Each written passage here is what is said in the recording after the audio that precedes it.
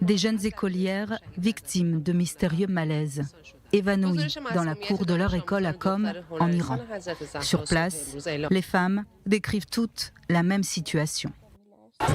Dans l'une des classes, il y avait une odeur qui ressemblait à l'odeur de la peinture et nous avons évacué les étudiantes. Il y avait une odeur de gaz qui émanait dans la salle de classe. Il y avait la même odeur à l'étage supérieur également, puis les élèves ont été transférés dans la salle de prière. Que se passe-t-il dans cette ville sainte de Qom, dont une dizaine d'établissements sont touchés par ces empoisonnements? Même interrogation dans plusieurs autres villes d'Iran comme Téhéran. Depuis novembre, quelques centaines d'écolières ont été intoxiquées dans leur école.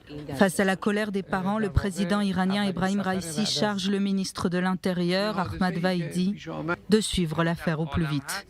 Selon le ministre, les autorités enquêtent toujours sur les responsables éventuels des intoxications, mais aucune arrestation n'a encore été faite.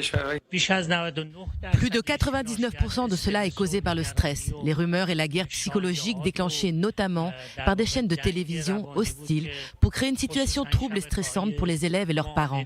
Leur objectif est de forcer les écoles à fermer.